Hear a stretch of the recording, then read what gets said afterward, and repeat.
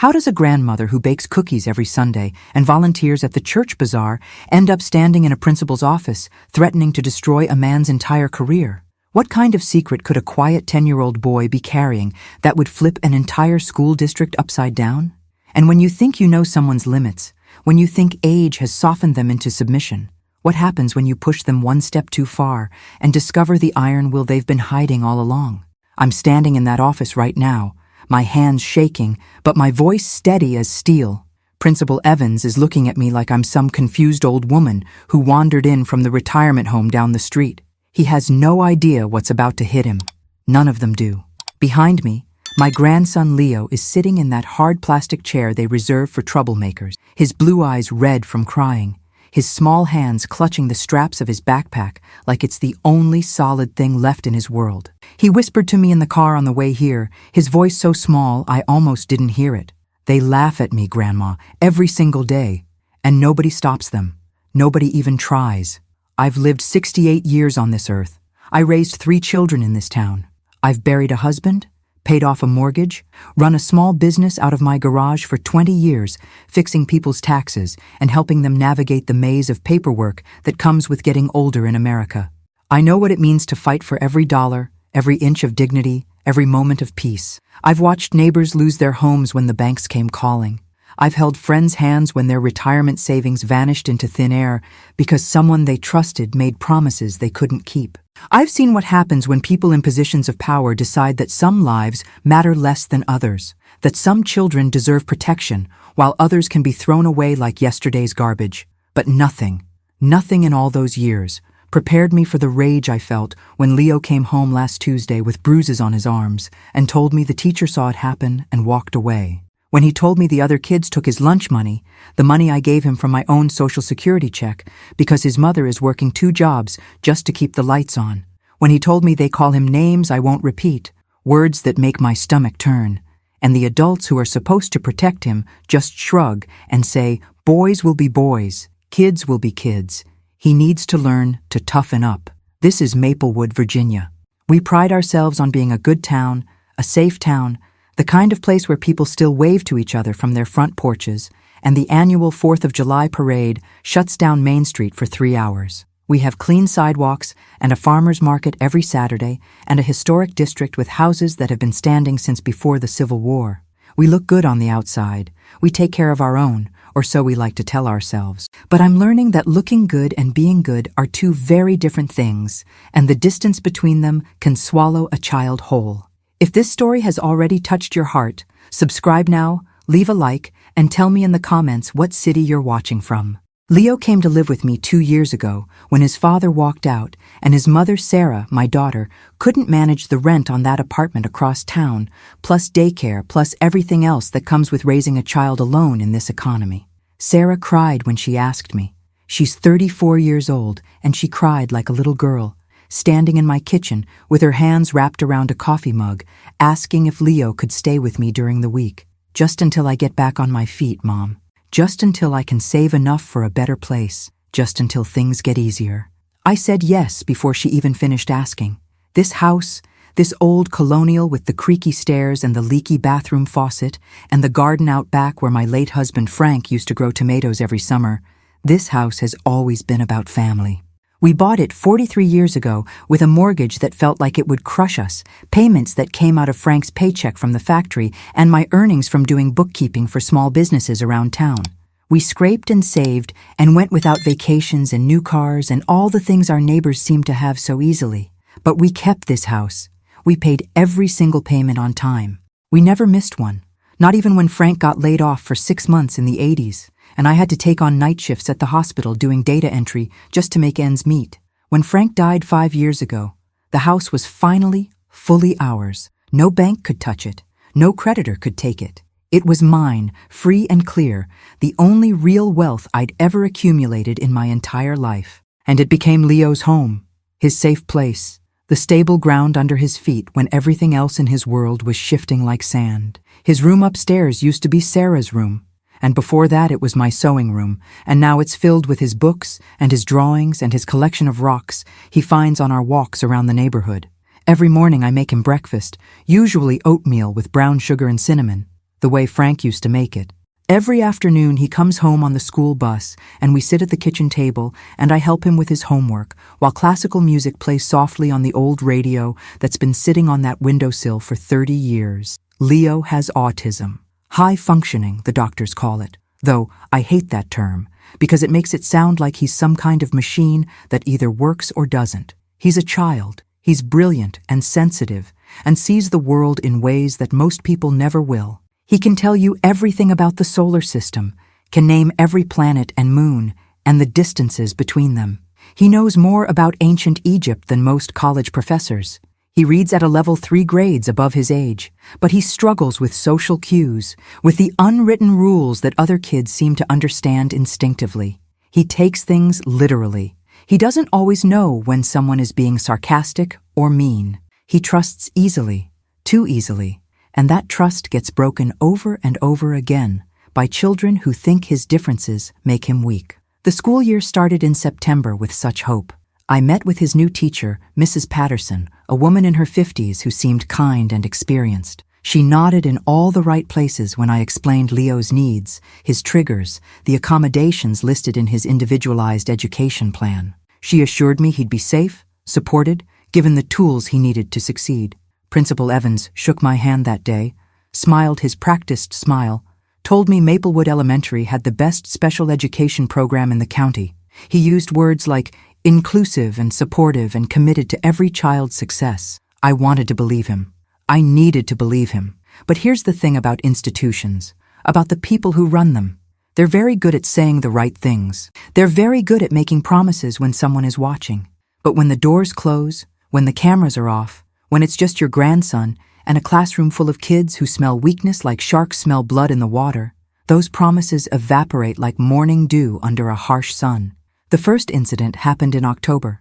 Leo came home and told me a boy named Tyler pushed him off the swing at recess. Just pushed him, hard, for no reason Leo could understand.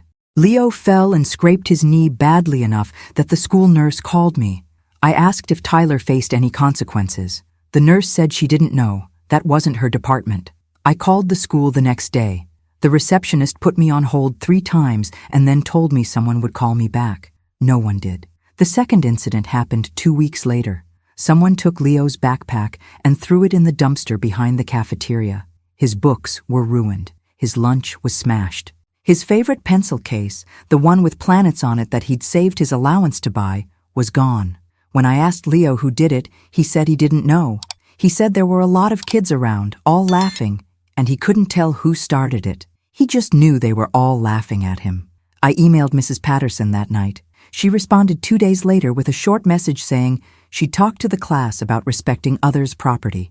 Nothing specific, no real action, just words. By November, Leo was having stomach aches every morning.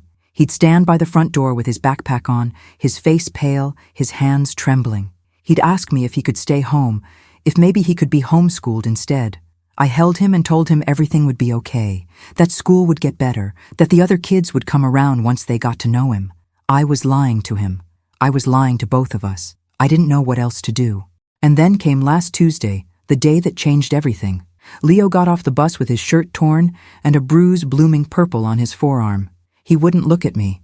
He walked straight to his room and closed the door. I gave him space for an hour, then knocked softly and asked if I could come in. He was sitting on his bed, knees pulled up to his chest, staring at nothing. It took 20 minutes of gentle questions before he told me what happened. A group of boys cornered him by the lockers after lunch. They shoved him against the wall. They took the $5 I'd given him for the book fare, money I'd set aside from my pension check specifically for that purpose because I knew how much he'd been looking forward to it. They called him names. They told him he didn't belong at their school, that kids like him should go somewhere else, somewhere with the other freaks. And Mrs. Patterson walked by. She looked right at them. Leo said he made eye contact with her, silently begging for help. She kept walking. That's when something inside me broke. Or maybe it didn't break. Maybe it crystallized, hardened into something sharp and purposeful. I'd been patient. I'd been polite. I'd followed the proper channels, made the calls, sent the emails, attended the meetings. I'd done everything they tell you to do when you're navigating a system designed to protect itself more than it protects the vulnerable. And none of it had worked. None of it had kept my grandson safe. I thought about my mother, gone now for 15 years, who used to tell me that sometimes being a lady means being quiet, and sometimes being a lady means raising hell. I thought about Frank, who never backed down from a fight when it mattered, who taught me that dignity isn't about accepting disrespect. It's about standing tall no matter who's trying to push you down. I thought about every woman in my generation who was told to smile and be nice and not make waves, and how many of us learned too late that being nice doesn't protect you from people who mistake kindness for weakness. But that night, sitting with Leo as he cried himself to sleep, I was still holding a secret I hadn't shared with anyone. Something I'd discovered 3 weeks earlier, purely by accident, that could change everything. I just hadn't known how to use it yet. I hadn't understood what I was really looking at. Now, with Leo's tears still wet on my shoulder and rage burning hot and clean in my chest, the pieces were starting to fall into place. Wednesday morning, I woke up at 5. I made coffee in the old percolator that takes forever, but makes the kitchen smell like home. I stood at the window and watched the sun come up over the neighborhood, painting the autumn leaves gold and red and orange. I thought about what I was about to do. I thought about the consequences, the potential fallout, the ways this could blow up in my face. And then I thought about Leo's face when he told me nobody stops them. Nobody even tries. The choice became clear. I got Leo ready for school like normal. Oatmeal, brown sugar, cinnamon. I braided my gray hair and put on my good navy dress, the one I wear to church on Easter, the one that makes me look respectable and traditional and exactly like what people expect a grandmother to be. I drove Leo to school myself instead of putting him on the bus. I walked him to his classroom, kissed his forehead, and told him I loved him. Then I walked straight to the main office and told the receptionist I needed to see Principal Evans immediately. She tried to put me off. She said he was busy, that I'd need to make an appointment, that the schedule was full for weeks. I looked her in the eye and said I'd wait. I sat down in one of those uncomfortable chairs they put in waiting rooms, specifically so you won't stay long. I folded my hands in my lap. I didn't move. 45 minutes later, she sighed and picked up the phone. Principal Evans opened his office door with that same practiced smile, that same smooth administrator charm. He's maybe 55, with silver hair styled just so, and an expensive suit that probably cost more than my monthly grocery budget. He gestured me into his office, closed the door, sat behind his big desk with his hands folded exactly like mine had been in the waiting room. He asked what he could do for me today. His tone was polite, but dismissive, the way you'd talk to someone you're planning to shuffle out the door as quickly as possible. I told him about Leo. I told him about every incident, every ignored complaint, every broken promise. He listened with practiced concern, nodding in the right places, making sympathetic sounds. Then he said what they always say. He said the school takes bullying very seriously. He said they have policies and procedures. He said sometimes children misinterpret situations. He said Leo might be extra sensitive due to his condition. He said kids need to learn resilience. He said parents, and he included grandparents in that category with a little wave of his hand, sometimes overreact to normal childhood conflicts. I let him finish. I let him dig his own hole with every patronizing word. And then I opened my purse and pulled out a folder I'd been carrying since the moment I left my house. I set it on his desk gently, carefully, like it was something precious and fragile instead of something that could destroy his carefully constructed world. I said I wanted to show him something. He looked at the folder like it might bite him, but he opened it. Inside were printouts, photographs, documents, screenshots of a private social media group that several teachers at this school participate in. A group I'd discovered completely by accident when Mrs. Patterson's daughter, who does my hair at the salon downtown, left her phone unlocked on the counter while she mixed my color. I'd glanced at it innocently, the way you do when a phone lights up near you, and I'd seen a notification from a group called Maplewood Staff Lounge. Just teachers venting, I'd thought. Nothing unusual. But 3 weeks ago, Mrs. Patterson's daughter left her phone again while she answered the salon phone, and this time I looked longer. I looked because I was desperate for any information about what was happening to Leo at school. I looked because mothers and grandmothers will do almost anything to protect their children. What I found made me physically sick. Messages from teachers, including Mrs. Patterson, talking about students with special needs like they were burdens to be managed rather than children to be taught. mocking the way some kids talked, the way they moved, the accommodations they required by law, sharing jokes about autism, about ADHD, about learning disabilities, and worse, much worse, discussing ways to avoid implementing individualized education plans because they took too much time and effort, strategies for pushing parents to transfer their kids to other schools, ways to document behavior that would make a child look like the problem instead of the victim. Principal Evans's face went white as he flipped through the pages. There was a particular message thread about Leo specifically. Mrs. Patterson asking how much she really had to do for his IEP. Another teacher saying he'd be better off in a special school with his own kind. A discussion about how his mother probably couldn't afford a lawyer anyway, so why bother putting in the extra work? And Principal Evans himself, participating in this group, this toxic echo chamber, making comments about budget constraints and staffing issues and how sometimes you have to make hard choices about where to invest resources. I let him read. I let the silence stretch thin and sharp as a blade. When he finally looked up at me, all that practiced charm was gone. His hands were shaking slightly. He started to speak, to explain, to minimize. I held up one finger, just one, and he stopped. I told him I'd made copies, multiple copies. I told him my son-in-law, Leo's uncle, works for a law firm in Richmond that specializes in education law and disability rights. I told him I'd already sent a full set of documents to them, along with a detailed timeline of every incident involving Leo that had been ignored or dismissed. I told him I'd also sent copies to the school board, to the superintendent, and to a reporter I know at the regional newspaper who's been looking for a story exactly like this. But then, and this is where I surprised even myself, I told him I hadn't released anything publicly yet. I told him I was giving him 72 hours to make this right, not for his sake, not because I felt any mercy toward him or toward the teachers who'd failed my grandson so completely, but because Leo still had to go to this school, still had to live in this town, and I needed to think strategically about what would actually make his life better versus what would just make me feel vindicated. I laid out my terms like I was negotiating a business contract, which, in a way, I suppose I was. A formal written apology to Leo and to my daughter, mandatory training for all staff on autism awareness and anti-bullying policies, conducted by experts, not just some online video they could click through while checking their phones. A new IEP meeting with me present, with my lawyer present if I chose, and with every accommodation legally required being implemented immediately and monitored weekly. The students who'd been bullying Leo identified, consequences administered, their parents notified. Mrs. Patterson removed from Leo's classroom and reassigned to a position where she had no direct contact with students who required special education services, and a full investigation into the practices at this school regarding students with disabilities. Principal Evans tried to negotiate. He tried to explain budget realities, staffing challenges, the difficulty of proving who'd said what online. I stood up. I picked up my purse. I said 72 hours, and I walked toward the door. He called after me. He said, "Wait, we can work this out. Let's be reasonable."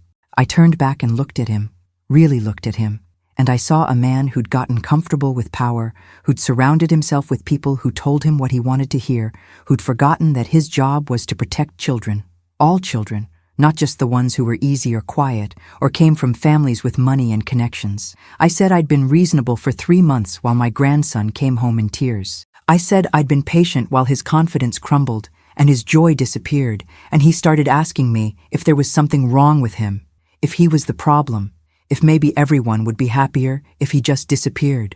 I said I'd done everything the right way, the polite way, the way women of my generation were taught to handle conflict, and all it had gotten me was more pain for a child I loved more than my own life. Now I was done being reasonable.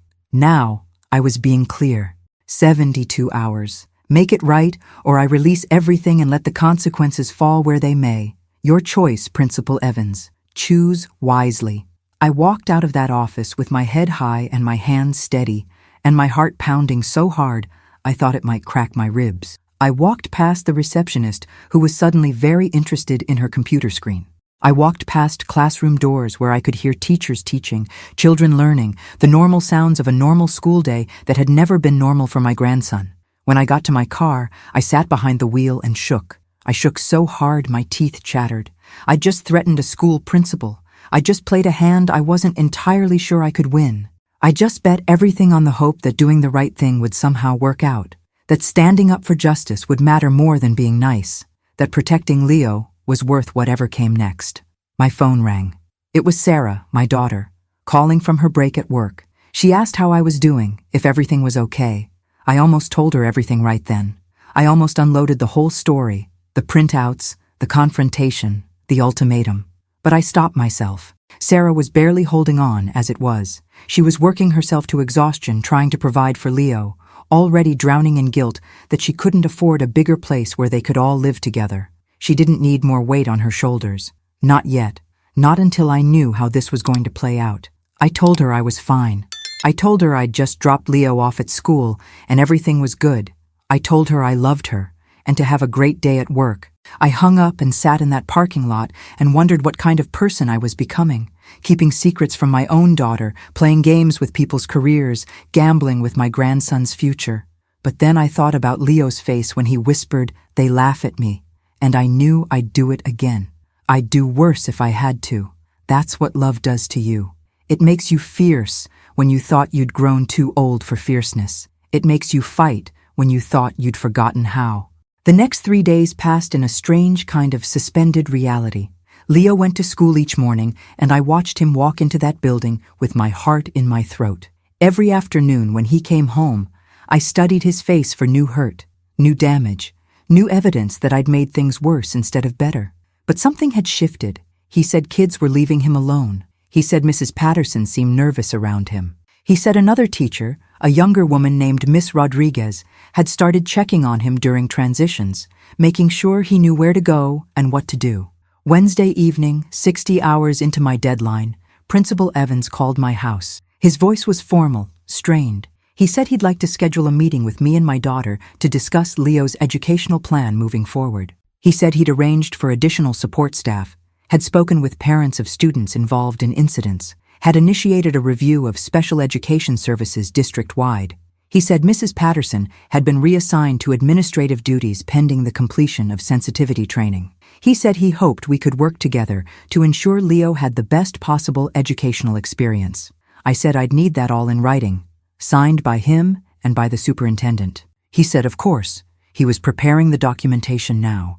I said I'd need the names of the students who'd been disciplined and confirmation that their parents had been informed of the specific incidents. He said he couldn't share that information due to privacy regulations, but he could confirm that appropriate action had been taken and documented. I said I wanted a guarantee that Leo would never be in a classroom with Mrs. Patterson again, in any capacity. He said absolutely, that had already been arranged. Then he said something that surprised me. He said he was sorry. Not the practiced, automatic sorry of someone covering themselves legally. A real sorry, heavy with what sounded like genuine shame. He said he'd allowed a culture to develop at his school that contradicted everything he'd gone into education to accomplish. He said seeing those messages, those discussions about children, like they were problems instead of people, had forced him to confront failures he'd been avoiding. He said he couldn't undo the harm to Leo, but he could try to make sure it never happened to another child. I wanted to believe him. Part of me, the part that still remembered being a young woman who believed people were fundamentally good, wanted to accept his apology and move forward with forgiveness and grace.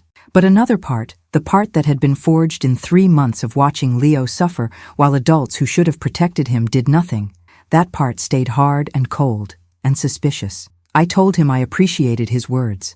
I told him time would tell if they were sincere.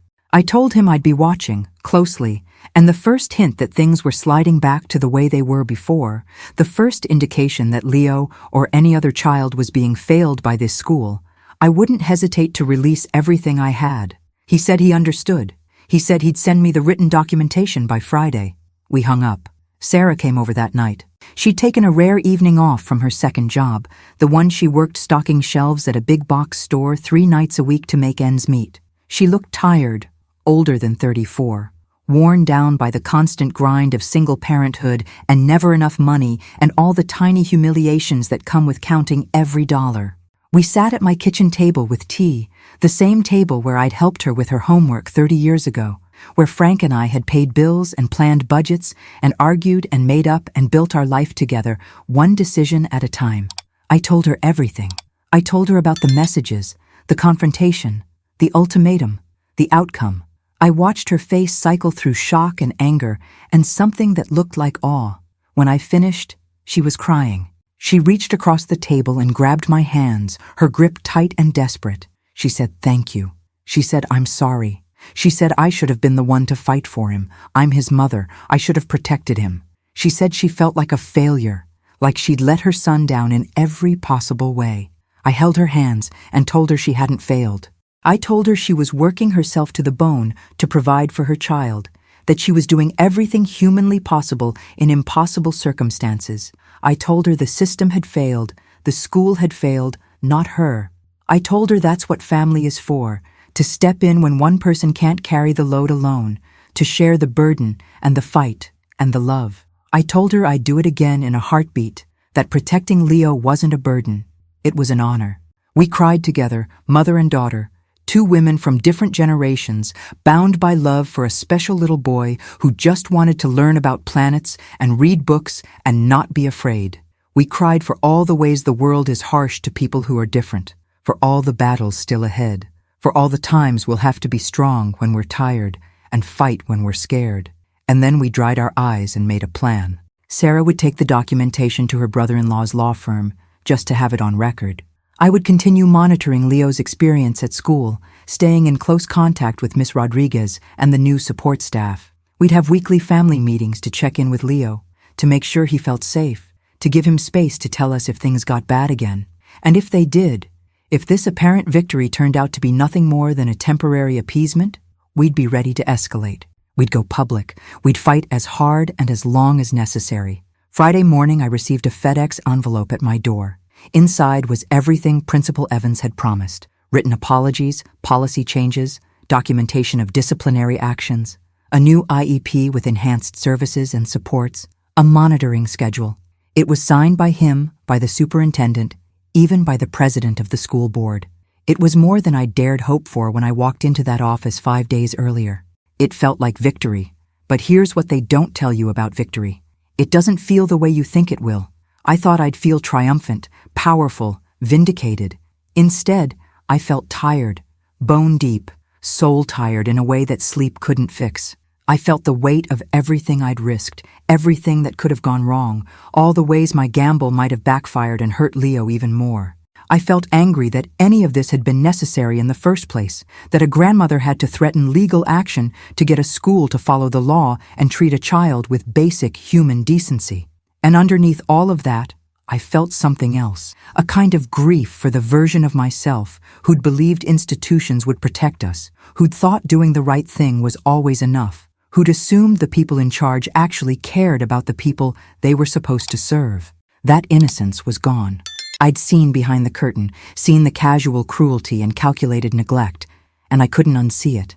I was wiser now, harder, more realistic, but I missed the softer version of myself who'd believed in inherent goodness. Leo thrived over the next few months. Miss Rodriguez became his primary support teacher, and she was everything Mrs. Patterson should have been: patient, creative, genuinely interested in how his mind worked. She learned about his passion for space and started incorporating it into lessons. She connected him with another student who also loved astronomy, and they started eating lunch together. She coordinated with his other teachers to make sure transitions were smooth, that he knew what was expected, that surprises were kept to a minimum. The bullying didn't stop completely, because that's not how the world works. There were still kids who made comments, who excluded him, who didn't understand or care to understand. But now, when those things happened, adults intervened. Consequences followed. Leo learned that he had people on his side, that he wasn't fighting alone, that his grandmother would burn the whole system down if necessary to keep him safe. He started sleeping better. The stomach aches went away. He volunteered to present a project on the solar system to his class and did it with confidence I'd never seen before. His grades, which had never been the issue, somehow got even better.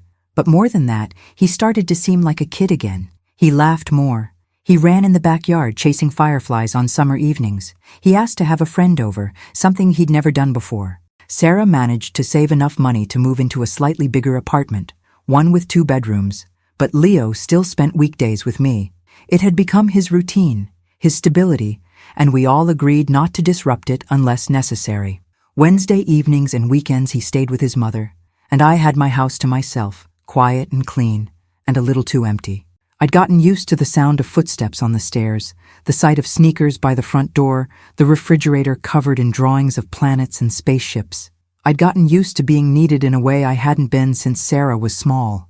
But there was something I hadn't told Sarah, something I hadn't told anyone. A secret I'd been carrying since before all of this started. One that had nothing to do with Leo, but everything to do with the choices I'd made and the risks I'd taken. My doctor had found something 6 months ago during a routine checkup, a shadow on a scan that needed more investigation. I'd gone to the follow-up appointments alone, had gotten the results alone, had made the decision not to tell my children because Sarah was already drowning and my son lived 3 states away with his own family and his own problems. It was treatable, they said, caught early enough that surgery and treatment had good odds of success, but it would be expensive, even with Medicare. It would require time off, recovery, help with daily tasks. It would mean admitting I wasn't invincible, that age was catching up with me in ways I'd been denying. I'd been putting it off, telling myself I'd deal with it after the holidays, after tax season, after things settled down with Leo. Always after. Then the confrontation with Principal Evans happened, and I realized something. Life doesn't wait for convenient timing. Crisis doesn't check your schedule before arriving. If I'd waited for the perfect moment to fight for Leo, he'd still be suffering. If I kept waiting for the perfect moment to take care of my own health, I might run out of moments entirely. I scheduled the surgery for January. Sarah took time off work when I finally told her, cried again, angry that I'd kept it from her, scared at how close I'd come to letting it go too long. She stayed with me during recovery, brought Leo over to visit, turned my bedroom into a combination hospital room and command center. My son flew in for a week, brought his wife and my other grandchildren, filled the house with noise and life and the messy chaos of family. I'd spent so many years being the strong one, the one everyone leaned on, the matriarch who had all the answers and never showed weakness, letting them take care of me, letting them see me vulnerable and hurting and uncertain, was harder than facing down Principal Evans had been. But they were fierce about it, protective in a way that mirrored how I'd been with Leo, and I realized that by showing them I needed help, I'd given them permission to ask for help when they needed it too. That maybe the greatest gift we can give the people we love isn't solving all their problems, but showing them it's okay to be human, to be imperfect, to need support. 3 months later, I got the call from my doctor. Clear scans. The treatment had worked. I'd need monitoring, regular checkups, vigilance. But for now, I was cancer-free. I sat in my car in the hospital parking lot and cried harder than I had through any of it. Relief, yes. Gratitude, but also something else. A strange kind of anger at how close I'd come to wasting time on being scared when I could have been living. A fierce determination to stop putting off the conversations and experiences and moments that mattered. Leo turned 11 that spring. We had a birthday party in my backyard, the first real party he'd ever had. His new friend from school came, and Miss Rodriguez stopped by with a gift, and Sarah brought a cake shaped like Saturn, complete with candy rings. Leo ran around with the other kids, happy and loud and messy, and I watched from the porch and thought about all the ways life can change in a year. This time last year, he'd been miserable and afraid. I'd been sick and silent. Sarah had been drowning. Our family had been fracturing under the weight of secrets and shame and the grinding exhaustion of just trying to survive. Now we were here, not perfect, still struggling with money and schedules and the basic logistics of making life work, but together, honest with each other, willing to fight and to be vulnerable and to ask for help when we needed it. Principal Evans left Maplewood Elementary that summer. The official story was that he'd taken a position at the district office, a promotion.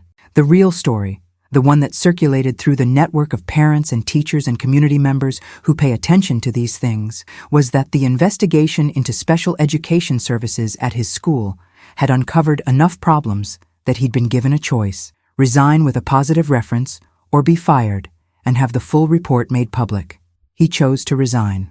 Mrs. Patterson retired early. Several other teachers transferred to different schools. The messages, The culture, the casual cruelty, all of it came to light eventually despite everyone's best efforts to contain it.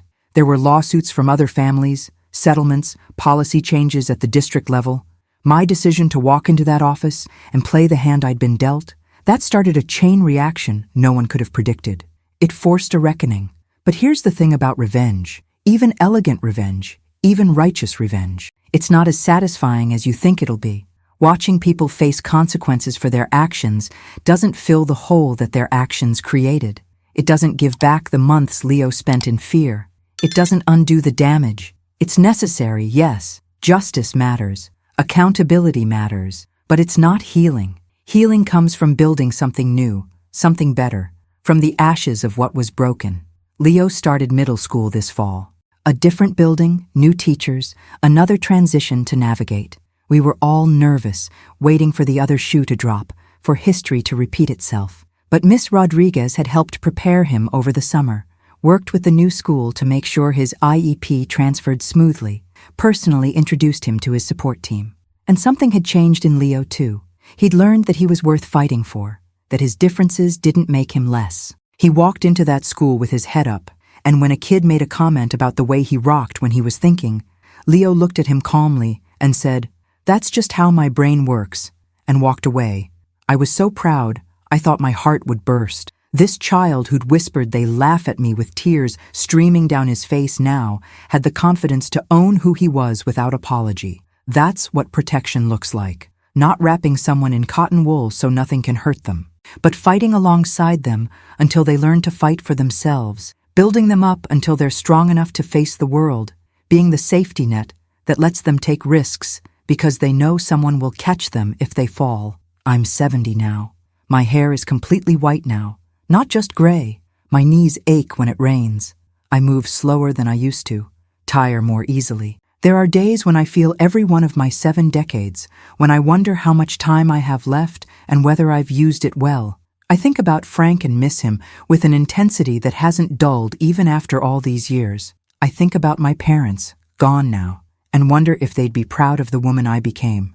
I think about the house, this old colonial that's held so much life, and what will happen to it when I'm gone. Sarah asked me recently if I'd ever sell it, move into something smaller and easier to maintain. She wasn't pushing, just asking, worried about me managing stairs and yard work and all the upkeep that comes with an old house. I told her I'd think about it, and I have thought about it, long and hard. This house represents everything Frank and I built together. It's where I raised my children, where I fought to keep my family afloat through hard times, where I stood my ground when people thought age had made me soft. But it's also just a house, wood and brick and plaster. The real legacy, the thing that matters, isn't the structure. It's the people. It's Leo learning to stand up for himself. It's Sarah finding the strength to ask for help. It's my son staying in touch more now, bringing his kids to visit, building bridges I'd let decay through years of being too busy and too proud to admit I was lonely. It's the younger families in the neighborhood who stop to talk, who heard about what happened at the school, and treat me with a kind of respect I didn't seek but apparently earned.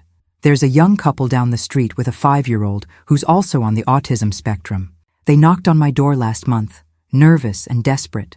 Their child was starting kindergarten, and they were terrified based on everything they'd heard about the school system. Could I give them advice? They asked. Could I tell them how to protect their son? I invited them in, made tea, and told them my story. All of it. The fear, the fights, the documentation, the confrontation, the outcome. I told them to trust their instincts, to be polite but persistent, to document everything, to never ever let anyone convince them their child's struggles were imaginary or their concerns were overblown, to build a network of other parents, to connect with advocacy groups, to know their legal rights, to be willing to fight when fighting was necessary, and to take care of themselves too, because you can't protect anyone else if you're running on empty. They left with tears in their eyes and determination in their voices. A week later, the mother called to tell me they'd already had to push back against a teacher who'd suggested their son might be happier in a different school. She'd used some of the language I'd given her, had referenced laws and policies, had made it clear they weren't going away, and their child had every right to a full and equal education. The teacher had backed down. "Small victory," she said. I told her small victories add up. That's what I've learned in 7 decades on this earth. The big moments, the dramatic confrontations, the climactic battles, those are important. But it's the small victories that carry you through. It's getting up every morning and choosing to keep going. It's making breakfast for your grandson even when you're tired. It's standing in a principal's office when you're scared. It's admitting you're sick when you want to be strong. It's asking for help when you've spent a lifetime being the helper. It's learning that vulnerability isn't weakness, and that fighting for others sometimes means teaching them to fight for themselves. Leo is upstairs right now, working on a school project about Mars colonization. I can hear him moving around, occasionally talking to himself the way he does when he's deep in thought. Sarah is coming over for dinner, bringing Chinese food because I don't feel like cooking tonight, and nobody makes a big deal about it anymore when I admit I'm tired. My son is supposed to video call later so his kids can show me their Halloween costumes. It's a Tuesday night, nothing special, just regular life unfolding in all its messy, imperfect glory. But there's something I haven't mentioned yet, something I discovered last week that I'm still processing, still trying to understand what it means and what I'm supposed to do about it. I found documents in Frank's old files, papers I'd never seen before, tucked in the back of the filing cabinet I've been slowly organizing as part of my general putting affairs in order project. Letters between Frank and a lawyer, dated 20 years ago. A trust fund he'd set up, small but carefully managed, specifically for grandchildren's education. He'd never told me about it, had been making modest contributions from his paycheck without my knowledge, not out of deception, but out of love. He'd wanted to make sure that when he was gone, there'd be something to help with college, with trade school, with whatever paths his future grandchildren might choose. His handwriting on one of the notes said he'd seen how hard it was for Sarah to get financial aid, had watched her graduate with debt that took years to pay off, and he didn't want that for the next generation if he could help it. The account has grown.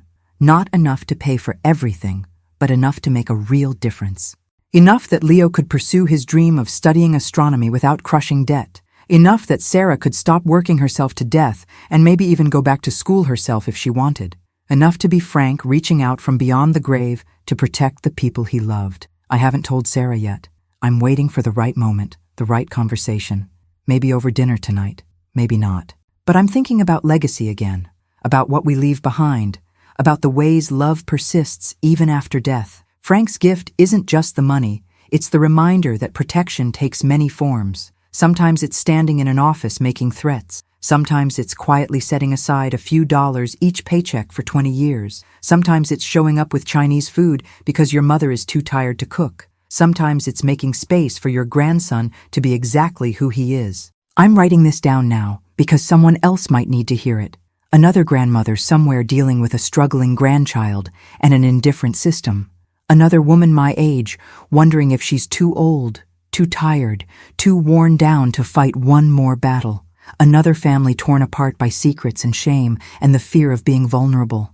I want you to know that you're not alone, that age doesn't mean powerless, that protecting the people you love sometimes requires fierceness you didn't know you had, that institutions can be changed, bullies can be stopped, justice can prevail. But I also want you to know it's hard. That victory doesn't feel like you think it will. That standing up for others costs something, demands something, leaves you changed. That you'll make mistakes and second-guess yourself and wonder if you're doing the right thing. That's okay. That's human. The point isn't to be perfect. The point is to show up, to fight when fighting matters, to love fiercely even when it hurts, to build legacy not through money or property, but through the people you protect and the battles you choose to fight. Leo just came downstairs asking if I want to see his Mars project. I told him, of course. Give me 1 minute. He's waiting in the doorway, bouncing slightly on his toes the way he does when he's excited, his eyes bright with enthusiasm for red planets and potential colonies and all the possibilities of space. In a moment, I'll close this laptop and go look at his presentation, and praise his research, and ask questions, and be fully present for him, because that's what really matters in the end. Not the dramatic confrontations or the elegant revenge or the systems we manage to change. Those things matter, yes, but what matters more is being there. Showing up, choosing presence over perfection, connection over control, love over fear. It's the small moments, the Tuesday nights, the helping with homework and making breakfast, and listening to excited chatter about Mars. Those are the moments that build a life, that create safety, that teach a child he's worth protecting. They laugh at me, he'd said. Nobody stops them. Now I can say, I stopped them. We stopped them. And we'll keep stopping them, whoever they are, whatever form they take, for as long as we have breath and strength and love. That's the promise I made in that principal's office. That's the promise I keep every single day. If this story has touched your heart, subscribe now, leave a like, and tell me in the comments what city you're watching from. That helps us keep sharing stories of strong women, families, and the unexpected turns of life.